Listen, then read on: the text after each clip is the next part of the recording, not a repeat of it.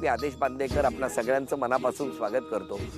आज आपण संजना संतोष दळवी या माऊलीला भेटणार आहोत. पुन्हा बोलतं करणार आहोत. शेतीच्या वेगवेगळ्या प्रकाराविषयी जाणून घेणार आहोत. तिथे भाऊ त्यांनाही या भागात त्या या कुटुंबाबद्दल बोलायचं आहे आणि दोन जावांमधलं नातंही जाणून घ्यायचं आहे. तर बघूया आजच्या भागात काय घडणार. सुरुवात करूया आजच्या गप्पांना. नमस्कार. नमस्कार. नमस्कार. नमस्कार. तुम्ही ॲपल बोर करताय. मग त्या ॲपल बोरला किती बोरं यायची? साधारण तसं ॲपल बोरचं पीक भरपूर येतं. 25-30 किलो पण एक झाड देऊ शकतं आपल्याला. बरोबर. परंतु धरा आपलं अजून अपुरी माहिती त्यातलं, म्हणजे आपलं अपयश असेल ते सांगायलाच पाहिजे. योग्य नियोजन न झाल्यामुळे किंवा अपुऱ्या माहितीमुळे ते पाहिजे तेवढं पीक उत्पन्न आपल्याला घेता आलं नाही. बरं, पण ते झाड केवढं होतं मग? एवढा रोप? ते दरवर्षी सर कटिंग करावं लागतं. म्हणजे अगदी 1 फुटाची कटिंग घ्यावी लागते. आता समजा आता बघितलं तर आपण इथपर्यंत असं गेलेलं आहे फांद्या त्याच्या. हा, परंतु आता मी याला मार्च किंवा एप्रिलला पूर्णपणे 1 फूट त्याला करणार, पूर्ण तोडून टाकणार. नवीन जे फडगरे फुटतात त्यातून उत्पन्न मिळतंय. अच्छा, पण हे आता तुम्हाला हळूहळू माहिती झालं? हा, हळूहळू माहिती झाली त्यातली टेक्निक. आणि मग ते काही फवारणी आहे त्याच्यावर, त्याची खत व्यवस्थापन, हे अशा प्रकारचं सगळंच काय आपल्याला माहिती पडत नाही. नुसतं सांगणं, ऐकणं आणि प्रत्यक्ष अनुभव घेणं याचा खूप वेगळा आहे. पण तुमची मदत होते, यांची मदत होते शेतात? खूप होते. नमस्कार. नमस्कार. सासूबाई, मला सांगा, सुनेबद्दल सांगा हो तुमच्या. नाही, सून चांगली आहे. होय ना? मुलगा चांगला आहे. 21 वर्षापूर्वी सून आली आहे तुमच्या कुटुंबात, हो की नाही? हो. तेव्हाची परिस्थिती आणि आताची परिस्थिती बदलली आहे. बदलले. मग तेव्हा वेगळे दिवस होते, आता वेगळे दिवस आहेत. आता चांगले दिवस आले. हो, पण सुनेने कधी तक्रार केली का नाही? त्यावेळेला? नाही. आणि मुलगा कसा आहे तुमचा लहानपणा? मुलगा चांगला आहे. नातवंड कशी आहेत तुमची? नातवंड पण चांगली आहेत. सगळी चांगली आहेत. हो. हो की काय नाही? दुखत असलं तर लगेच डॉक्टरकडे घेऊन जातात. अरे वा. गाडीवर. नातवंड? हा ना. काय कौतुक आहे बघा आजीला. पण बरं वाटतंय ना? खुश आहात ना तुम्ही? बरं आहे, खुश आहे. आनंदात आहात ना? कारण आनंदात तुम्ही अगदी वेगळे दिवस बघितलेत हो त्यावेळेला. हो. आणि आता मुलांची ही प्रगती बघून तुमच्या चेहऱ्यावरचा जो आनंद आहे तो आम्हाला नक्कीच दिसतो आहे. आता बरी आहेत. बरी आहे ना? आई सांगा. जावयांचं म्हणजे आमचं मोठ्या मुलाचं नाही, यांचं पहिलंच लग्न झालं. दोन्ही बरोबरच लग्न केली. जावई म्हणजे मला चांगलेच मिळाले, ते हे सुद्धा आणि ते छोटे सुद्धा. मुलींची बिलकुल काळजी नाही. जावयांचीच काळजी आहे तुम्हाला? जावयांची काळजी म्हणजे जावयानं मुली काय बोललं तर मला वाटतं बाबा त्यांना काय बोलू नका म्हणून सांगते. होय ना? मला माहिती आहे तुम्हाला काळजी जावयांचीच आहे. मला सुद्धा त्यांनी असं जाणवलं नाही मुलींच्या बद्दल की काय मुलींना त्रास आहे की काय कमी आहे, असं काहीच वाटून दिलं नाही मला. चांगल्या पद्धतीने मुलींनी साथ दिली तुम्हाला. तुम्ही तेव्हा केवढे, कसं काय तेव्हा तुमचं काय उत्पन्नाचं साधन होतं? मी वयाच्या 14 वर्ष माझे वडील वारले. अरे बापरे. माझ्या पाठी 5 बहिणी, म्हणजे टोटल 6 मुली. आई, मग 6 मुली आणि आई, आम्ही 7 जणी झाले ना, 7 माणसं. माझ्या आईला कधी असं वडील शेण आणून द्यायचे सारवायचं असेल तर. आईला कधी बाहेर जायचं माहितीच नव्हतं. पण त्यावेळेस सगळं अंगावर पडलं तिच्या. आजी माझी होती चिक्की विकायची. मग आजीचा धंदा आईने पकडला, म्हणजे चिक्कीचा आईने चालू केला. आणि आजीच्या बरोबर मी चिक्की बनवायला शिकली होती. मग मी चिक्की बनवून द्यायची. म्हणजे त्रास आणि हाल अपेष्टा तुम्हाला काही सुटल्या नाहीत? नाही. लग्न झालं. हो. आणि मग लग्नानंतर मिस्टर पण लवकर गेले. ते किती 72 लग्न झालं आणि 90ला गेले. आज काय आहे, आज सगळं छान दिसतंय हो, आनंदाचं वातावरण दिसतंय, पण त्याच्या पाठीमागे अनेक पिढ्यांनी केलेली मेहनत आहे. आज आई इतक्या तुम्ही छान हसताय, पण तो जो काही काळ गेला असेल तो आम्ही विचारही करू शकत नाही. खूप म्हणजे तिने एवढी मेहनत केली ना. रात्री जायची पुण्याला, ST पकडायची 9:30ची, पुण्याला जायची गुलटेकडीला. मग तिथून टेम्पो करून टेम्पोवर भाजी घेऊन यायची, ती विकायला. मग नंतर बहिणी वगैरे थोड्या मोठ्या झाल्यावर मदत करायच्या. आणि मग परत रात्री जायचं. म्हणजे रात्रीची अशी घरात आपण जी शांत झोप घेतो ही तिला. आणि तिच्यानंतर माझा भावानी केलं एक 10-12 वर्ष. त्यांनी पण पुण्यावरून नागोठण्याला भाजी आणून विकायची. अरे काय कठीण आहे हे, रोज जायचं. बोला नणंदबाई, सांगा वहिनीबद्दल. नाही, माझी भाऊजाई छान आहे. भाऊजाई छान आहे? दोन्ही भाऊजाई छान आहेत आणि भाऊ पण छान आहेत. त्यांचं काय पहिल्यापासून गरिबीतच काढलं त्यांनी, जसं सांगितलं तसे. नंतर आस्ते आस्ते ते व्यवसायावर आले शेतीच्या. ॲपल बोर, परत आळ्याचं आहे, असं अच्छा, आलं पण करतात का? आलं पण करतात ते आंतरपीक म्हणून आंतरपीक म्हणून आलं घेतलं शेवग्यामध्ये. शेवग्यामध्ये शेवगे किती आहेत तुमच्याकडे? आज 150 शेवगा आहे माझ्याकडे. 150 शेवगा आहे. शेवगा आहे माझ्याकडे. पण शेवग्याला पण पाणी कमी लागतं का? शेवगा हे कमी पाण्याचं पीक पण आहे. ते लावताना किती खड्ड्यात करायला लागतं? काय तो पण 2x2 भरपूर झाला. 2x2 मध्ये लावलं की तो शेवगा. शेणखत वगैरे त्यात टाकायचं खाली. मग आता शेवग्याची रोपं कुठे मिळतात? मी स्वतः तयार केली आम्ही होती. स्वतः ओडिसी 3 जातीचं बियाणं आणलं होतं पंढरपूरवरून मी. नमस्कार. नमस्कार. माझी जाऊ खूप छान आहे, सर्वाची आवड आहे तिला. आणि दीर पण खूप गरिबीतून आम्ही सर्व कुटुंब आमचं सावरलेलं आहे.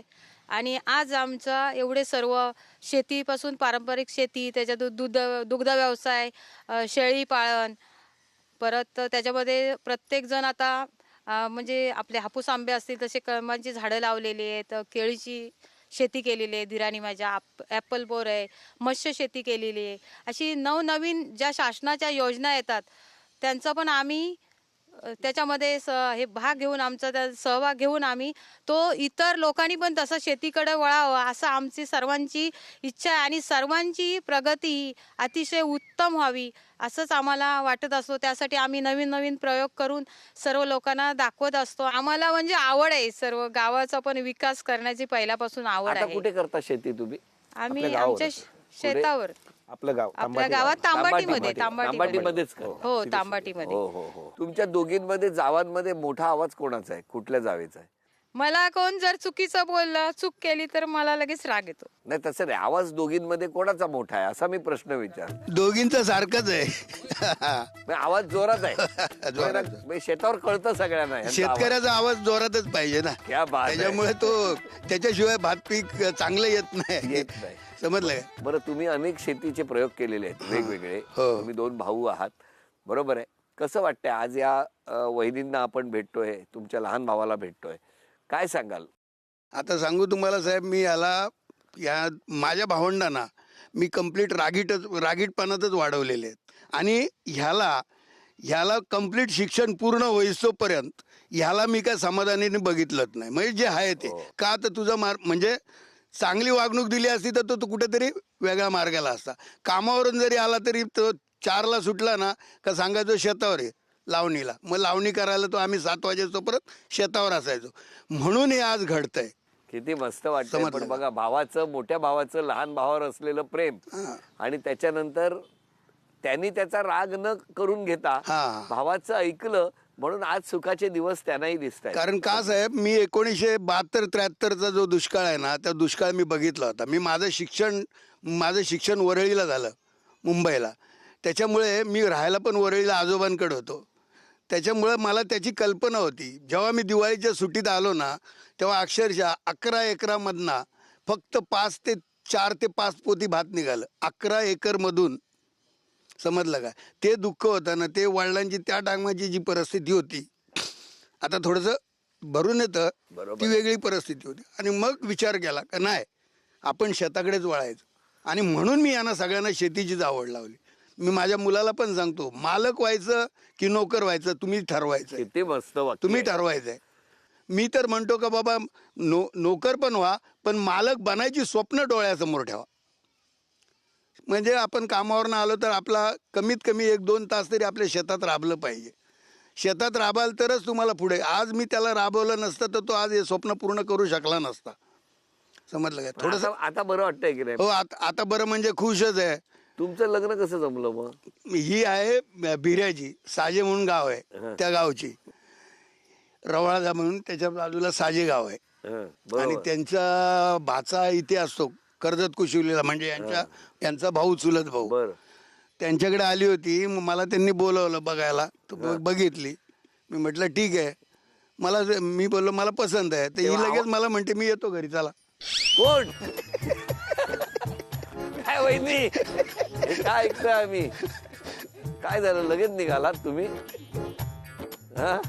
नाही, मी म्हटली चला बघूया तुमचं गाव, बघून येऊया. म्हटलं कसे आहेत लोक, घरातली कशी आहेत, असं म्हणजे मी मस्करीत म्हटली चला मी येते म्हणून. मग गेला तरी राहिला? नाही राहिले नाही, गेली पण नाही नेलं मला त्यांनी. नाही नेलं? मग आता कुठे कुठे फिरायला नेलं? मुंबईला नेलं होतं, चौपाटीला फक्त. चौपाटी? अरे वा. मी यांची पुतणी. काकाबद्दल सांगायचं झालं तर चांगला म्हणजे सोशल वर्क आम्ही कशा पद्धतीने करतो ते सांगेन. की ज्या मी 8वीला होती, म्हणजे माझ्यासोबत एक माझी मैत्रीण होती, तर तिचे आई वडील म्हटले की आता तू 8वी झालेस, बस आम्ही तुला शिकवू शकत नाही. तर मी माझ्या म्हणजे काकाकडे गेली आणि त्याला सांगितलं की अरे ती म्हणजे त्या मैत्रिणीचं नाव सांगितलं. म्हटलं तिला तिचे आई वडील शिकवत नाही आहेत, तर तू बघ ना तिच्या आई वडिलांशी बोलून. तर मग तो त्यांच्या वडिलांशी म्हणजे त्यांच्याच जोडीला ते कामाला होते, त्यांच्या वडिलांशी बोलले आणि सांगितलं की तुझ्या मुलीचं म्हणजे जो काही खर्च असेल तो मी करेन. म्हणजे अशा पद्धतीने आम्ही म्हणजे एकमेकांना कोणी सांभाळून घेत आलोत. आणि चांगलं असं आनंदाचं सांगायचं तर कोणाच्या हळदी असायच्या किंवा वरात असायची तर आम्हाला नाचायला म्हणजे खूप आवडायचं. पण असं डायरेक्ट जाऊन मुलगी कशी नाचेल, मग आम्ही याला सांगायचो की तू आम्हाला ओढत ओढत घे आणि असं नाचायची जबरदस्ती कर आणि मग आम्ही नाचू. आणि आजूबाजूचं आमचं क्लायमेटच शेतीचं. म्हणजे तसं जर बघितलं तर आजी आमची कोंबड्या सांभाळायची, आजोबा म्हणजे म्हशी ते सगळं करायचे शेतीवरती. आणि कलम ज्यावेळी लावायचो आम्ही त्यावेळी आजोबा पाणी घालायला आम्हाला शेतावरती न्यायचे. मग त्यावेळी आम्ही बैलगाडी पण चालवायचो, सगळे कामं आम्ही करत गेलो. आणि आता जे शेतीची आवड होती तुमच्याकडे. आत्ता पण म्हणजे ह्यांच्याच जोडीला राहून आम्ही माझं लग्न झाल्यावर पण आम्ही म्हशी घेतल्या, म्हणजे शेतावरती आम्ही राहतो आता. आणि आमचं पण दुग्ध व्यवसाय चालू झालं. म्हणजे आम्ही पण जॉब करून या क्षेत्रामध्ये चांगल्या पद्धतीने म्हणजे प्रत्येक माणसाने नुसतं नोकरीवरती डिपेंड न राहता नोकरी व्यतिरिक्त आपले 1-2 तास का होईना शेतीमध्ये घालवा, कारण तिथून जो उत्पन्न मिळतो त्याच्यामध्ये खूप मोठं समाधान असतं. बरं, आता या सगळ्या गप्पा सुरू असताना नणंदबाई तुम्हाला एक प्रश्न विचारतो. त्या प्रश्नाचं उत्तर जर तुम्ही बरोबर दिलं तर वहिनीला तुमच्या झी मराठीकडून तन्मणी मिळणार आहे. तन्मणी. हा, तुम्ही ज्या झाडाच्या खाली बसलेले आहात ते कसलं झाड आहे? कसलं झाड आहे? काजूचं. काजू. अभिनंदन. तन्मणी मिळवून दिलेला आहे नणंदबाईंनी. अभिनंदन. अभिनंदन.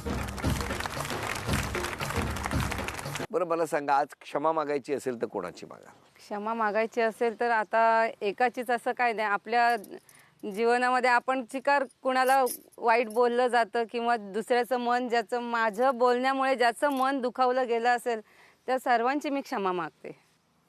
आणि तुम्ही? तसंच बोलायला लागेल, कारण जीवनामध्ये चालत असताना बऱ्याचशा चुका होतात. नातेवाईक आहेत, मित्रपरिवार आहे, सगळ्यांपासूनच आपल्याला समाधान मिळेल असं नाही. जीवनशैलीत चालत असताना कोणाचा ना कोणाच्या तरी काहीतरी अंतःकरणाला धक्का लागेल असं घडतंच. त्याच्यामुळे मी माझ्या सगळ्या कुटुंबांची, मित्रपरिवारांची तर माफ करावं असं मी या माध्यमातून सगळ्यांना सांगतो. धन्यवाद द्यायचे असतील तर कोणाला द्या? पुन्हा मी तसंच सांगेन, माझा परिवार की ज्याने आजपर्यंत मला इथपर्यंत आणलं आहे, माझे कुटुंब आणि वेळोवेळी साथ देणारे माझे मित्र, या सगळ्यांनाच नक्कीच मी धन्यवाद देईन. तुम्ही? आज आमचं कुटुंब खूप मोठं आहे. म्हणजे आमचं गणपती पण एकत्र असतो. 50 माणसं असतात आमच्या गणपतीला. बरं. धन्यवाद मी सगळ्यांनाच देईन की ज्यांनी ज्यांनी माझ्या आयुष्यात आनंदाचे माझ्या जीवनात क्षण आणले त्या सगळ्यांना मी धन्यवाद देईन. हो ना. आणि जाऊबाईंनी स्वतःच्या स्वभावात कुठला बदल केला पाहिजे असं वाटतं तुम्हाला? काय नाही, ते व्यवस्थित आहेत. त्यांचं म्हणजे अशा त्या घाबरत नाहीत, खूप धाडसी आहेत. बदल काय त्यांना पण माझ्यासारखं जर असं काय चुकीचं वाटलं की राग येतात त्या पण तोंडावर बोलतात असं लगेच. Very good. चांगला स्वभाव. म्हणजे कसं आतमध्ये येऊन हे होण्यापेक्षा तोंडावर बोलून आम्ही मोकळीच होतो. ते भांड्याला भांड लागतात, ते लागतं का तुमच्याकडे? नाही. भांड्याला भांड लागतं म्हणजे त्या मोठ्या असल्यामुळे त्याच भांड्याला आपटत असतात? नाही नाही, भांडा बिंडा आपटणं हे विषय नाही आमच्यात झालेले. कसं आहे, पण दोघी कधी आता किती? यांच्या दोघांमध्ये अंतर खूप आहे, म्हणजे 15 वर्षाचं अंतर आहे. त्यामुळे ते वडील बंधू सारखेच आहे, त्यामुळे एवढं काही हे नाही. पण तुम्ही दोघी कधी बोलायच्या बंद झाला इतक्या वर्षात? आम्ही बंद झालो तरी लगेच बोलतो. बंद होता असं कधीतरी थोडा वेळ, म्हणजे समजा एखादं काय झालं तर 4 दिवस 8 दिवस मनात राग असेल तोपर्यंत नाही बोलत, परत बोलतो आम्ही. असं काय? कशाला तुम्ही असं करता? मी लगेचच बोलते. मला वाटलं चला आपले काय जर चुकून जर बोलले असेल तर मी मनात ठेवत नाही, मी लगेच हाक मारत येते. म्हणजे तिलाच नाही, माझ्या जावेलाच नाही, मी सर्वांना गावात. मला सांगा, या जाऊबाईंनी स्वभावात कुठला बदल केला पाहिजे असं वाटतं? स्वभावात बदल म्हणजे आपण जरासं कोणती गोष्ट कोणाला, मलाच नाही कोणाला पण बोलताना विचार करून बोलायचा की कोणाचं मन दुखावलं नाही पाहिजे, एवढंच फक्त बदल. नाही तर ही सर्व गोष्टीत हुशार आहे. दोघींनाही हे लागू होतं ना. हा, दोघींना पण. दोघींना. बरं मला सांगा, मिस्टरांनी स्वभावात कुठला बदल केलेला आवडेल तुम्हाला? त्यांनी त्यांच्या आरोग्याची काळजी घेतली पाहिजे. म्हणजे त्यांना मेन म्हणजे आज 4-5 वर्ष झाली असतील त्यांना गोळ्या चालू आहेत BP शुगरच्या. कधी कधी विसरतात घ्यायला, आठवण करून द्यावी लागते. पण जे खायचं नाही ना ते मुद्दाम खातात गोड. म्हणजे आपण जर म्हणून ओरडा पण खाता. आपण एक पेढा खाल्ला ना तर त्यांना 2 हवे असतात. तो बदल करावा त्यांनी, त्यांच्या आरोग्यासाठी गोड कमी खावा, बस, बाकी काय नाही. आणि आता एक छोटासा खेळ आहे, पण तो खेळ हे दोघे खेळणार आहेत. हा, आणि आता पैठणी मिळवून देण्याचा मान कोण पटकावणार ते आत्ता ठरणार. त्यासाठी हा खेळ. या खेळामध्ये दोघांचेही आता हात बांधलेले आहेत.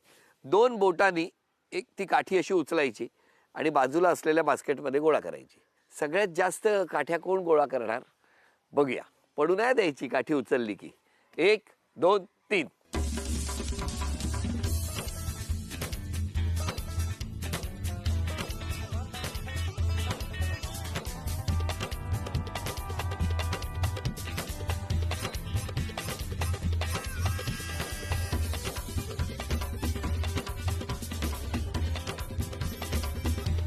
स्वरूप, तुझे 2 पडलेले आहेत बाहेर. मोज किती आहेत? 2 बाजूला ठेव खाली. किती झाल्या सांग.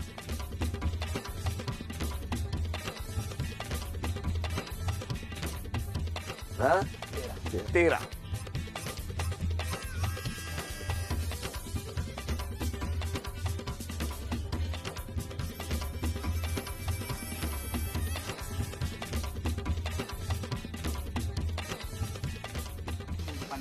अभिनंदन.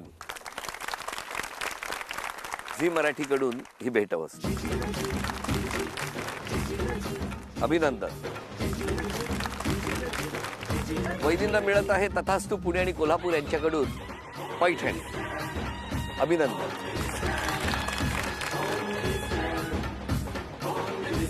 या दळवी कुटुंबाला शुभेच्छा आणि उत्तरोत्तर यांची शेती अशीच बहरत राहो आणि कुटुंबामध्ये कायम आनंद वाढत राहो या शुभेच्छा देत आजचा भाग इथेच संपतो आहे.